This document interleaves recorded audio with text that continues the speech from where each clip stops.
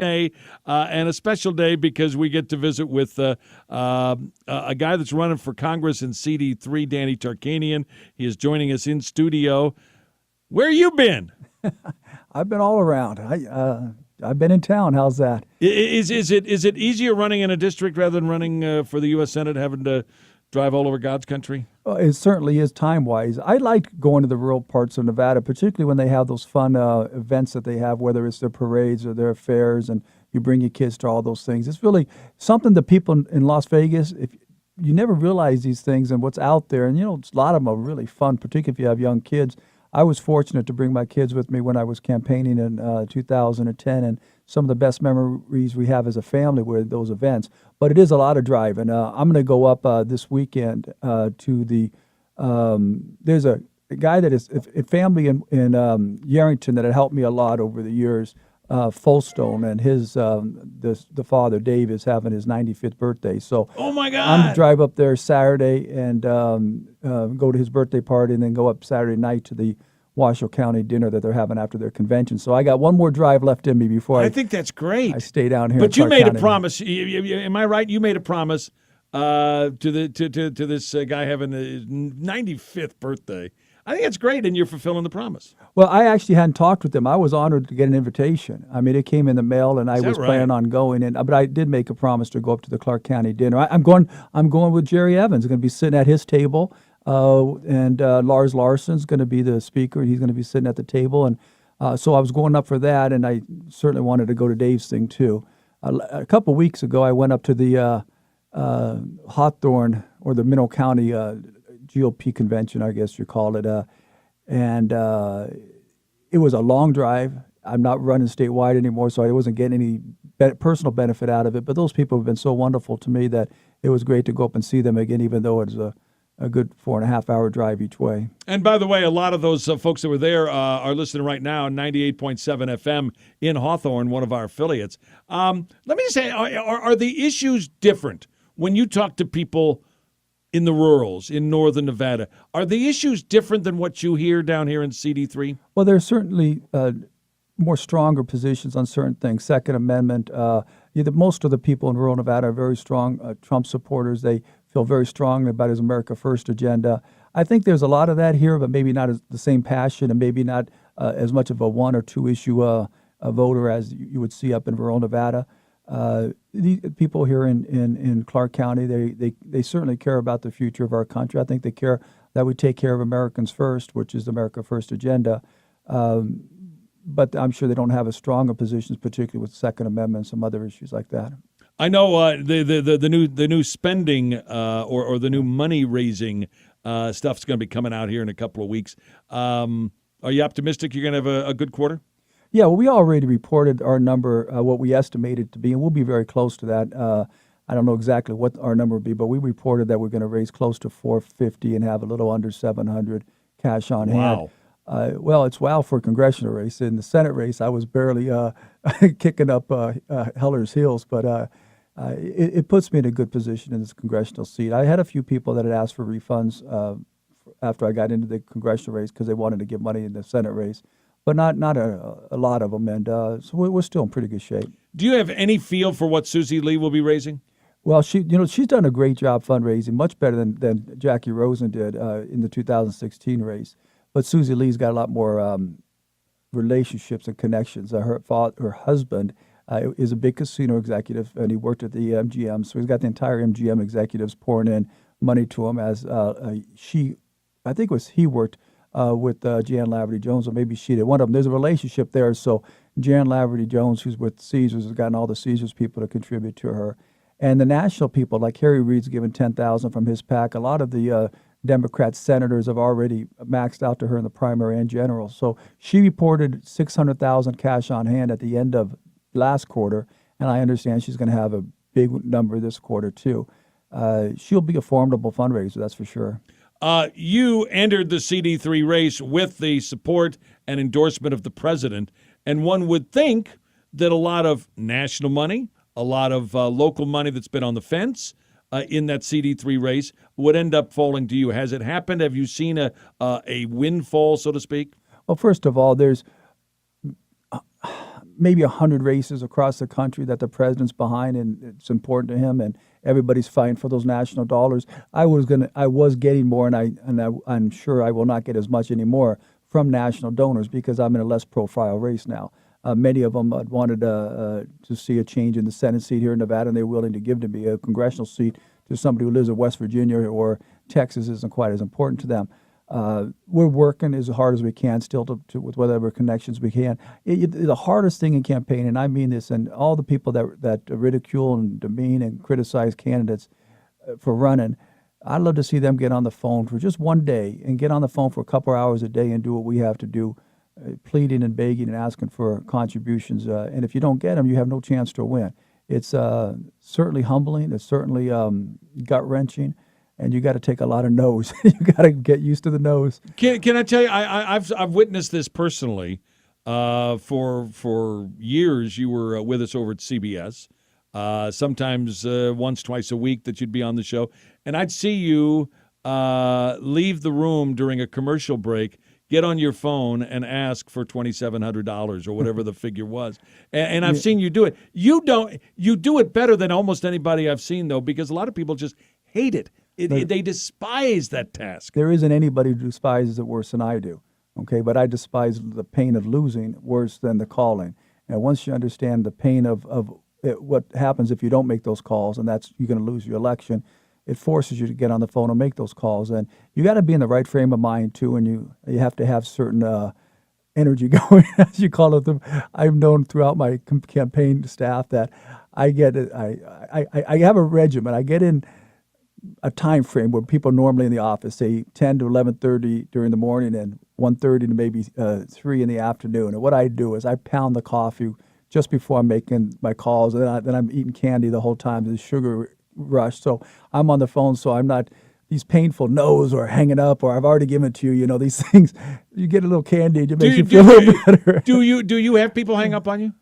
Oh, yeah. I mean, some of them do, but very few. Most of the people, and look, if I'm calling somebody I don't know, it's not as tough. I've called people that have been friends of mine. I know that they're there. They just don't want to talk to me. It's sad, and I understand it. I would feel the same way if I was them, but you know, I have friends of mine that I've known for 20, 30 years that when I'm in the middle of a campaign, that they are not in their office when I call. But by the way, coming up on the show, we're going to talk about something near and dear to Danny Tarkanian, and that's college hoops, and that is Villanova, supernova, if you will.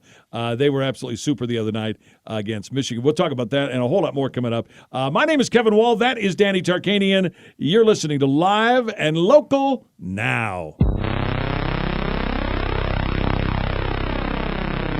It is Live and Local Now. We'll be with you till 12 noon. Danny Tarkanian in the house, joining us. He's running for Congressional District 3.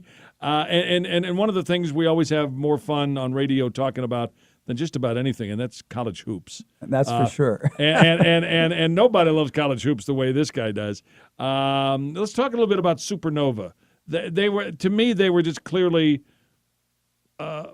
in a class by themselves. I mean, Michigan needn't have shown up. Yeah, and same thing in the semifinals game.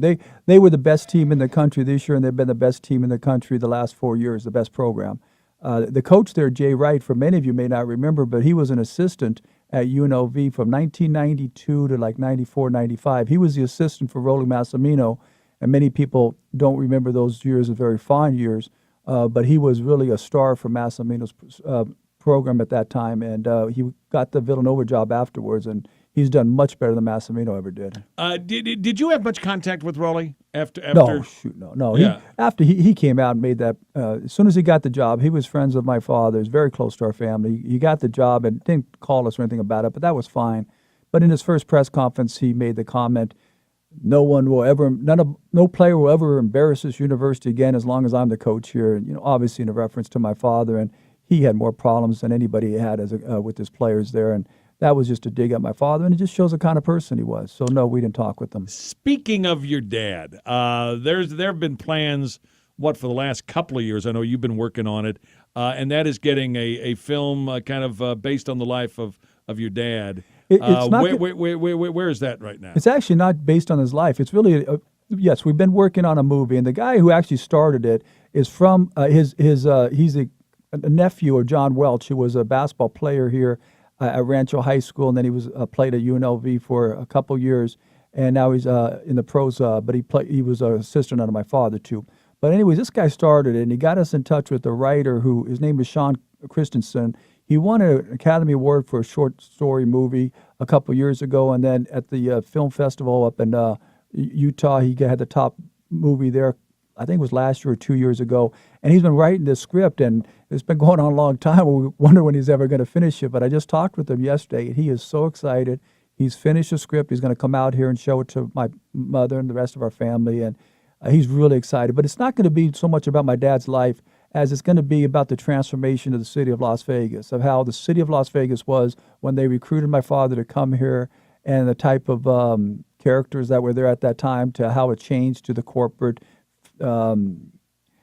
family-oriented type of entertainment capital of the world, and how at that point there were some people in town that felt my dad didn't fit into there, and they pushed him out. And so it's going to have all that. I think it's going to be a great movie, and we're really looking forward to it. Who would you like to see play your dad?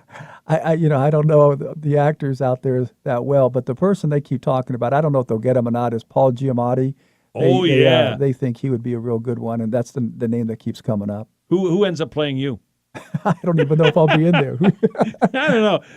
Anyway, Danny Tarkanian with us in the house, talking about what's going on in the world, talking about college hoops, and talking about, just out of curiosity, and I've always wanted to ask you this, I never have, this whole investigation into college hoops and coaches and all kinds of really nasty stuff, coaches that are on tape. Who's going to lose their job because of this? Is anybody else going to lose their job? Well, I think there'll be a lot of people that are going to lose their job. The problem is you don't know who it will, because you don't know what the investigation has. What has happened, for the listeners that don't know, is the FBI has started a wiretaping and had some informants go in and working with this sting operation. So we don't know what the FBI has. But basically what happens, and I said this, in the early 1990s, it was well known that the transformation of how players were recruited in college basketball, probably football, but definitely basketball, had happened. It used to be you'd have big boosters that would go out and give large sums of money. Now, this is only at a few schools, but at enough of them to make an impact, they would give large sums of money to players to get them to come to the schools. Well, when the NBA started taking these athletes and paying them a lot of money, the boosters moved out, and the shoe reps and the street agents, the people that are close to the players bringing them up, they start working together to bring those players into whatever school it is, with a promise that they'll sign with the shoe company, and that this guy will help be an agent with them and make money on the contract. So the big money was coming in there. And that's what the sting operation was. There's, I think it was Adidas, right? It was one of the shoe companies. Adidas was paying a lot of money to some of the street agents to go in and they would give money to the coaches to make sure, one, they bring the players to the coaches, and the coaches are going to make sure that they sign with them later. It's a really sad day for college hoops. As great as that Final Four was, with Sister Jean and I still couldn't help but think, as I was watching that this big investigation is going on, and people.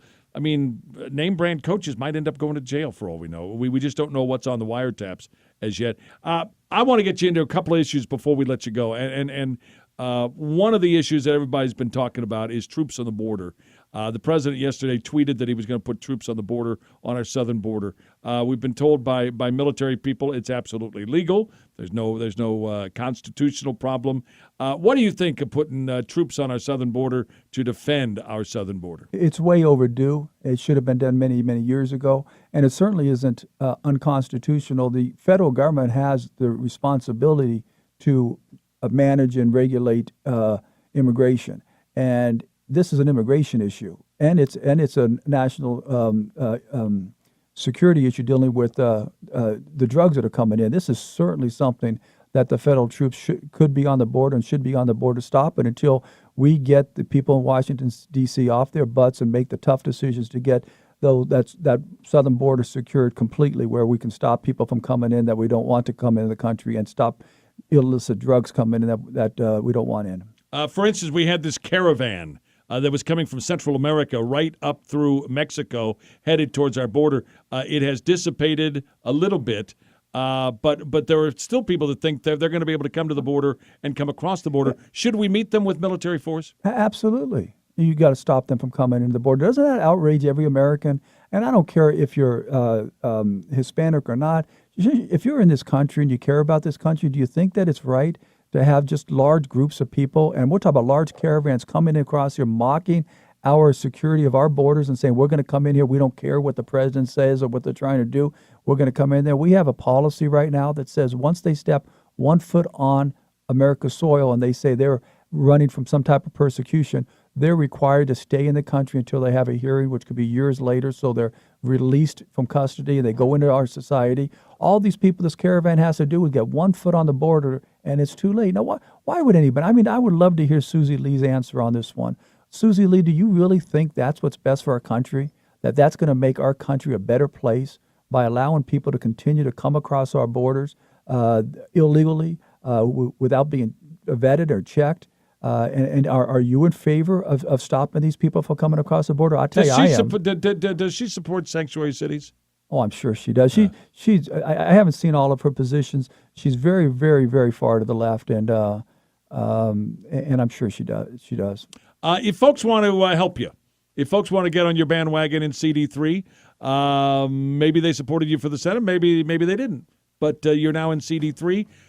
Where do they go? How do they find you? They go to my website, which is my first and last name at gmail.com. Danny Tarkanian at gmail.com. That's simple. I'm sorry, that's my email. DannyTarkanian.com is my website. I always screw that up. You'll hear from Amy on this one. I just know. Hey, have a great week. We'll talk with you again soon.